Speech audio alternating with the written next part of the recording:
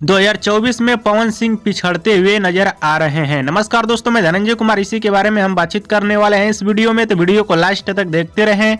और जो लोग मेरे चैनल को भी तो सब्सक्राइब नहीं किए हैं वो लोग कर लें, क्योंकि हमारे चैनल पर भोजपुरी का हर खबर सबसे पहले आता है। तो दोस्तों, आप सभी को बताना चाहता हूँ, राम भजन को छोड़कर पवन सिंह का 2 गाना आप सभी के बीच रिलीज हो चुका है, जिसमें से एक हिंदी गाना है और एक जाड़ा स्पेशल सॉन्ग गाना है। और पवन सिंह का ये दोनों गाना ठीक ठाक चला है, लेकिन गाना अच्छा प्रदर्शन नहीं कर पाया है मार्केट में, और इसी वजह से पवन सिंह पिछड़ते हुए नजर आ रहे हैं। चाहे वो आर्टिस्ट वाला लिस्ट हो या तो किसी से कंपेयर किया जाए, वहाँ पे भी पवन सिंह पिछड़ रहे हैं। और इसका सबूत देने की जरूरत भी नहीं है, कई सारा सबूत मैं अपने चैनल के माध्यम से दे दिया हूँ। अब चलिए आगे बढ़ते हैं पवन सिंह के नए गाने की तरफ। हाल फिलहाल में पवन सिंह को 1-2 गाना छोड़ देना चाहिए था, लेकिन इस समय पवन सिंह चुनाव के चक्कर में पड़े हुए हैं, ज्यादातर ध्यान चुनाव की तरफ दे रहे हैं। खैर कोई बात नहीं, जिसका जो मन करता है वही करना चाहिए। और हाल फिलहाल में पवन सिंह को 1-2 गाना छोड़ देना चाहिए था, इसलिए ये बात मैं बोल रहा हूँ, क्योंकि अब होली भी आने वाला है। जी हाँ दोस्तों, अब होली के गाने का समय आ रहा है। बस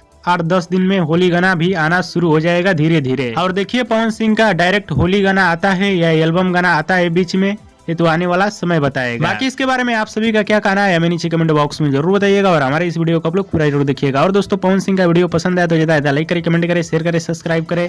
धन्यवाद दोस्तों।